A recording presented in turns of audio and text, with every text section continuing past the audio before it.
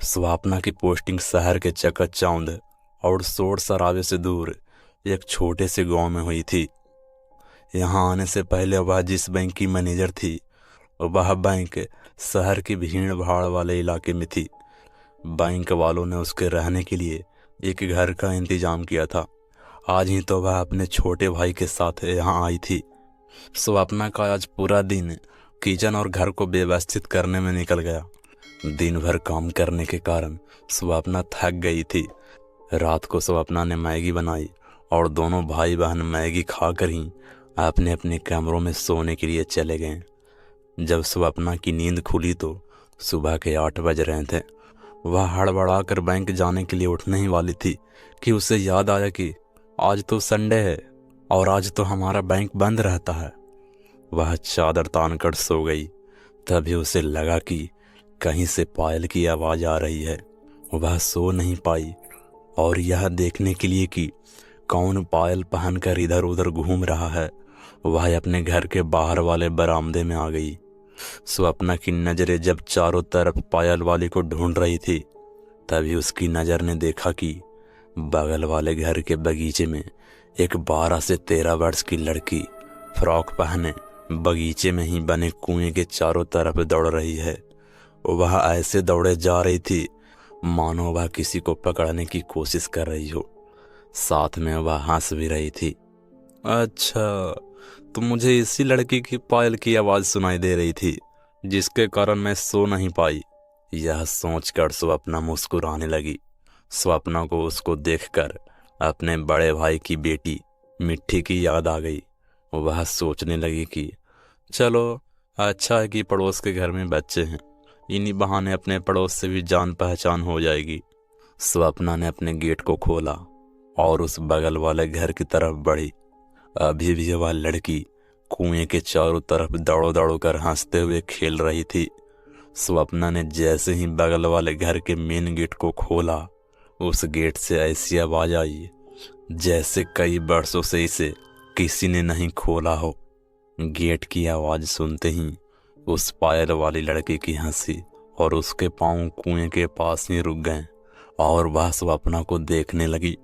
स्वप्ना ने जैसे ही आगे कदम बढ़ाया, वह कुएं के पास खड़ी लड़की पायल बजाती हुई दौड़कर घर के अंदर चली गई और घर का दरवाजा बंद हो गया।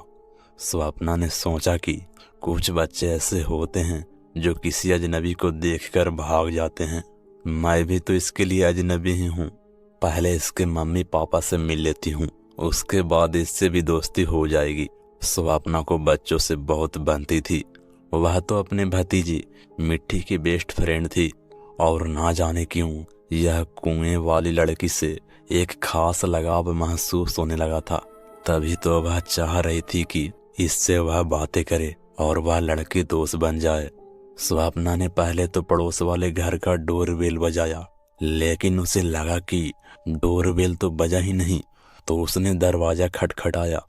5 मिनट दरवाजा खटखटाने के बाद भी जब दरवाजा नहीं खुला तो स्वप्ना ने दरवाजा को धक्का देना चाहा, तो वह दरवाजा खुल गया।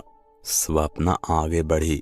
घर में शांति थी और सब चीजें अपनी अपनी जगह पर अच्छी तरह रखी हुई थी। कोई है, यह कहते हुए स्वप्ना आगे बढ़ने लगी। अभी तक उसे घर में कोई नहीं दिखा।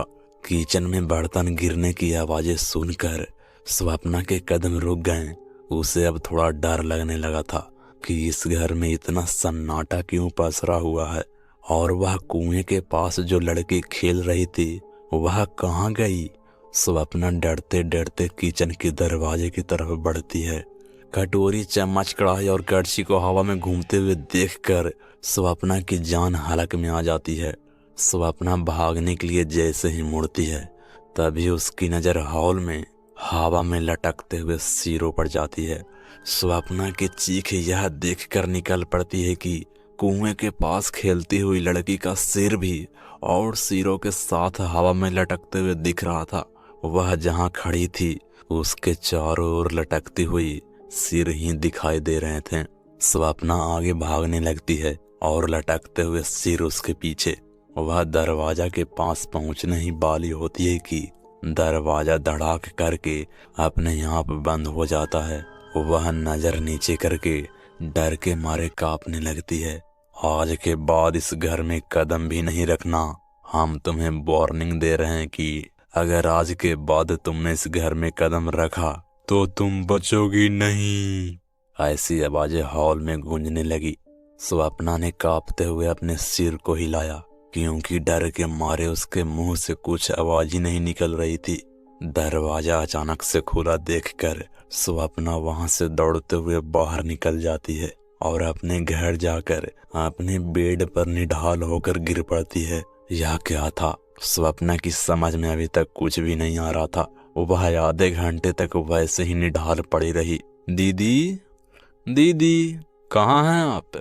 स्वप्ना अपने छोटे भाई की आवाज सुनकर आंखें खोलती है। अभी तक आप सो रही है? स्वप्ना के छोटे भाई स्वप्ना से कहा। स्वप्ना कुछ नहीं बोलती, वह बेड पर उठ के बैठ जाती है। स्वप्ना को मार्च के महीने में ही पसीने से तरबतर देखकर स्वप्ना का छोटा भाई दंग रह जाता है। वह अपनी बड़ी बहन स्वप्ना से कहता है कि आपकी तबीयत तो ठीक है ना दीदी? इतना पसीना इस मौसम में? एकाएक दरवाजे का डोरबेल बजते हुए सुनकर स्वप्ना डर जाती है और अपने भाई से कहती है कि पहले की होल से देख लेना और उससे पूछताछ करके ही उसे अंदर बिठाना। अंदर के कमरे से एक अजनबी आदमी की आवाज सुनकर वह अपने बेडरूम से बाहर निकलती है। प्रणाम मैडम, हम राधे श्याम आपके बैंक में क्लर्क हैं और आपसे मिलने आए हैं। मैं एक सप्ताह से छुट्टी पर था और अपने गांव गया हुआ था। आज ही वापस लौट कर आया हूँ तो पता चला कि हमारे बैंक की मैनेजर साहिबा हमारे गांव में आई है, तो आपसे मिलने चला आया। स्वप्ना ने राधे श्याम जी से बैठने को कहा और सामने वाली कुर्सी पर खुद बैठ गई। वह कुछ बोलती उससे पहले राधे श्याम जी ने कहा कि मैडम, हमें लगता है कि आपको इस जगह पर नहीं रहना चाहिए। अगर हमें पता होता कि हमारे बैंक के लोगों ने आपको यह घर दिलाया है तो हम उन्हें ऐसा करने नहीं देते। हमारी अनुपस्थिति में ऐसा हुआ है। हम आपकी भलाई सोचकर आपके पास आए हैं। हमारी भी एक बेटी है जो आपसे 2-3 साल छोटी होगी। आप जल्द से जल्द कहीं और रहने का प्रबंध कीजिए। हम आपकी मदद घर खोजने में करेंगे। आप कुछ जानते हैं इस जगह के बारे में? स्वप्ना, जो अब तक चुप थी, बोल पड़ी। जी हाँ, कुछ साल पहले आपके बगल वाले घर से एक पूरा परिवार ही रातों रात गायब हो गया। लोग कहाँ गए किसी को पता नहीं चल पाया। पुलिस भी आई थी लेकिन कुछ पता नहीं चल पाया। इस घर में 2 साल पहले एक लड़का किराएदार बनकर आया था, वह भी रातों रात गायब हो गया। इसलिए हम आपको आगाह करने आए हैं कि आप यहाँ नहीं रहें। आप मुझे इस एरिया के पुलिस कमिश्नर से मिला सकते हैं? स्वप्ना ने कहा। जी मैडम, जरूर, हम कल ही आपकी मुलाकात करा देते हैं। अगले दिन स्वप्ना और राधे श्याम जी पुलिस कमिश्नर के केबिन में बैठे थे। स्वप्ना ने अपनी आप बीती पुलिस कमिश्नर को सुनाई और साथ ही उस कुएं के बारे में भी बताई और कहा कि उस कुएं में या उसके आसपास कुछ तो है जो वह लड़की वहीं पर खेलती रहती है। स्वप्ना ने पुलिस कमिश्नर को यह भी बताया कि उसने कल शाम और आज सुबह भी उस लड़की को कुएं के पास ही खेलते देखा है। पुलिस कमिश्नर के साथ स्वप्ना उस घर के बगीचे में स्थित कुएं के पास जाकर बताती है कि यहीं पर मुझे वह लड़की दिखाई देती है। पुलिस कमिश्नर अपने सिपाहियों को कुएं में उतारती है। कुआं पूरी तरह सूखा और गहरा होता है। कुएं के अंदर पुलिस को 10 लाशें मिलती है।